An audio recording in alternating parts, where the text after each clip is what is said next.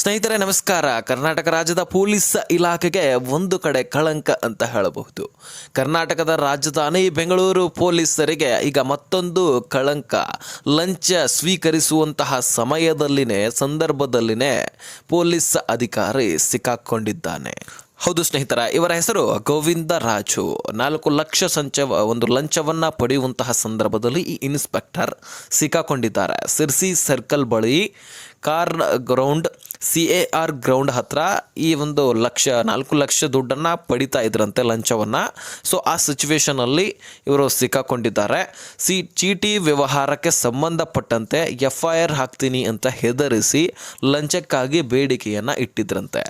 So ಹೀಗಾಗಿ ದೂರನ್ನು ಕೊಟ್ಟು ಲೋಕಾಯುಕ್ತರು ಇವರನ್ನು ಸರಿಯಾದ ಸಮಯಕ್ಕೆ ಹಿಡಿದು ಅವರನ್ನು ಅರೆಸ್ಟ್ ಮಾಡಲಾಗಿದೆ. ಹಾಗಾದರೆ ಬನ್ನಿ ಈ ಸಂಬಂಧಪಟ್ಟಂತೆ ಎಲ್ಲ ಡೀಟೇಲ್ಸನ್ನು ನೋಡ್ತಾ ಹೋಗೋಣ. ಸ್ನೇಹಿತರೆ, ಈ ದೂರುದಾರ ಇದ್ದಾರಲ್ವಾ, ಇವರು ಹೇಳುವಂತಹ ಪ್ರಕಾರ ನನ್ನ ಬಳಿ 2 ಕೋಟಿ ಹಣದಷ್ಟು ಡಿಮಾಂಡನ್ನು ಇಟ್ಟಿದ್ರಂತ ಹೇಳ್ತಾ ಇದ್ದಾರೆ. 2 ಕೋಟಿ ಅಂದರೆ ಎಲ್ಲಿಗೆ ಹೋಯ್ತು ನೋಡಿ. ಇಷ್ಟು ದುಡ್ಡನ್ನು ಇವರು ಬೇಡಿಕೆಯನ್ನು ಇಟ್ಟಿದ್ರಂತೆ. ಕೊಡಲಿಲ್ಲ ಅಂದರೆ FIR ಹಾಕ್ತೀನಿ ಅಂತ ಬೆದರಿಕೆಯನ್ನು ತೋರಿಸ್ತಾ ಇದ್ರಂತೆ.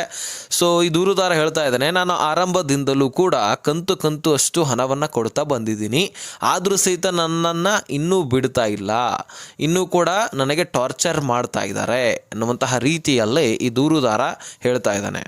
ಸದ್ಯಕ್ಕೆ ಲೋಕಾಯುಕ್ತ ಅಧಿಕಾರಿಗಳಿಗೆ ಇವರು ಮತ್ತು ಇವನ ಸ್ನೇಹಿತ ದೂರು ದಾಖಲಿಸಿದ್ರು. ಸೊ ಹೀಗಾಗಿ ಆ 4 ಲಕ್ಷ ಕೊಡುವಂತಹ ಸಂದರ್ಭದಲ್ಲಿ ಈ ರೀತಿ ಸಿಕ್ಕಾಕೊಳ್ತಾರೆ. ಸದ್ಯಕ್ಕೆ ಈ ರೀತಿ ಘಟನೆ ಆಗಿರುವಂತಹ ಕಾರಣಕ್ಕಾಗಿ ಇಂತಹ ಒಂದು ಪೊಲೀಸ್ ಅಧಿಕಾರಿಗಳಿಂದಾಗಿ ಇಡೀ ಇಲಾಖೆಗೆ ಕೆಟ್ಟು ಹೆಸರು ಬರುತ್ತೆ. ಇಡೀ ಇಲಾಖೆಯನ್ನೇ ಒಂದು ಅನುಮಾನದ ದೃಷ್ಟಿಯಲ್ಲಿ ಜನರು ನೋಡ್ಲಿಕ್ಕೆ ಪ್ರಾರಂಭಿಸ್ತಾರೆ. ಯಾವುದೇ ಒಂದು ಕೇಸ್ ಆದರೂ ಸಹಿತ ಲಂಚ ಅಂತ ಕೇಳ್ತಾ ಕೊಂಡಿರ್ತಾರೆ. ಅದನ್ನು ಕೊಟ್ಟಿದ್ರೆ ಮಾತ್ರ ಆ ಕೇಸ್ ಪೂರ್ತಿಯಾಗಿ ಮುಗಿದು ಹೋಗುತ್ತೆ. ಇಲ್ಲ ಅಂದರೆ ಹಾಗೆ ನಡೀತಾ ಇರತ್ತೆ. ಕೋರ್ಟ್ ಅಂತ ಅಲದಾಡಿ ಅಂತ ಹೇಳ್ತಾ ಹೋಗ್ತಾರೆ.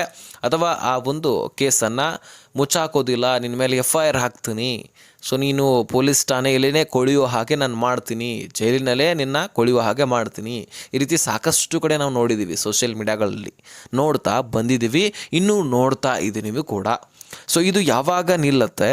ಈ ರೀತಿ ಆಗೋದರ ಕಾರಣಕ್ಕಾಗಿ ಸಣ್ಣನೇ ಒಂದು ಪೊಲೀಸ್ ಇಲಾಖೆಯ ಮೇಲಿನೇ ಜನರ ಒಂದು ನಂಬಿಕೆನೇ ಹೋಗ್ತಾ ಇದೆ.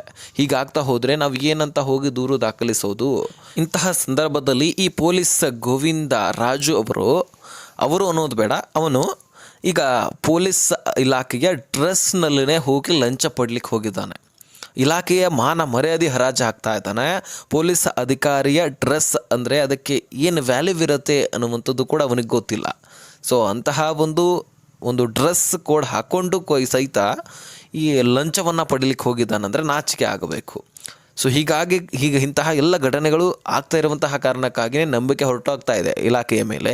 ಇಂತಹ ಸಂದರ್ಭದಲ್ಲಿ ಈ ರೀತಿ ಡ್ರೆಸ್ ಕೋಡ್ ಹಾಕ್ಕೊಂಡೇ ಅದಕ್ಕೇನು ವ್ಯಾಲ್ಯೂ ಇದೆ, ಒಂದು ಅಧಿಕಾರವನ್ನು ಚಲಾಯಿಸುವಂಥ ಹಕ್ಕನ್ನು ಕೊಟ್ಟಿದ್ದಾರೆ, ಇದನ್ನೆಲ್ಲವೂ ಕೂಡ ಮರೆತುಕೊಂಡು ಈ ರೀತಿ ಲಂಚವನ್ನು ಪಡೀಲಿಕ್ಕೆ ಹೋಗಿದ್ದಾನೆ.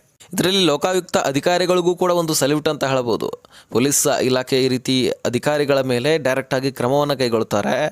ಆ ದೂರು ದಾಖಲಿಸಿರುವಂತಹ ಒಂದು ಅಭ್ಯರ್ಥಿಗಳ ಹತ್ರ ಒಂದು ನಂಬಿಕೆ ಇಟ್ಟುಕೊಂಡು ಈ ರೀತಿ ಕೆಲಸವನ್ನು ಮಾಡ್ತಾರಲ್ವ, ಇಂತಹ ಲಂಚಕೋರರನ್ನು ಹಿಡಿಯುವಂಥರಲ್ಲಿ ಯಶಸ್ವಿ ಆಗ್ತಾರಲ್ವ. ಸೊ ಅವ್ರಿಗೊಂದು ಸಲ್ಯೂಟ್ ಅಂತ ಹೇಳ್ಬೋದು. ಇಂತಹ ಅಧಿಕಾರಿಗಳು ಕೂಡ ಇದ್ದಾರೆ. ಇದರಿಂದನೇ ನಮ್ಮ ಸಮಾಜ ಒಂದು ಒಳ್ಳೆಯ ರೀತಿಯಲ್ಲಿ ಸಾಗ್ತಾ ಇದೆ. ಸೊ ಇದನ್ನು ನಾವು ನಂಬಿಕೊಂಡು ಬದುಕ್ತಾ ಇದ್ದೀವಿ. ಸೊ ಯಾಕಂದರೆ ಒಂದು ಕಡೆ ನೆಗೆಟಿವ್ ಎನರ್ಜಿ ಇದ್ದರೆ ಇನ್ನೊಂದು ಕಡೆ ಪಾಸಿಟಿವ್ ಎನರ್ಜಿ ಇರುತ್ತೆ ಅನ್ನುವಂಥದ್ದನ್ನು ನಾವು ಕೇಳ್ತಾ ಇರ್ತೀವಲ್ಲ. ಸೊ ಅದೇ ರೀತಿ ಇಲ್ಲಿ ಕೂಡ ನಾವು ನೋಡ್ತಾ ಇದ್ದೀವಿ. ಸದ್ಯಕ್ಕೆ ಬೆಳವಣಿಗೆ ಈ ರೀತಿ ಆಗಿದೆ. ಇನ್ಸ್ಪೆಕ್ಟರ್ ಅರೆಸ್ಟ್ ಆಗಿದ್ದಾನೆ. ಮುಂದಿನ ದಿನಗಳಲ್ಲಿ ಏನೇ ಬದಲಾವಣೆಗಳಾದ ಬೆಳವಣಿಗೆ ಆದರೂ ನಾನು ಮುಂದಿನ ವಿಡಿಯೋದಲ್ಲಿ ತಿಳಿಸುವಂತಹ ಪ್ರಯತ್ನ ಮಾಡ್ತೀನಿ. ಸೊ ಹೀಗಾಗಿ ಸಬ್ಸ್ಕ್ರೈಬ್ ಮಾಡಿಕೊಂಡು ನೋಟಿಫಿಕೇಶನ್ ಅಂತ ಸೆಟ್ ಮಾಡ್ಕೊಳ್ಳಿ.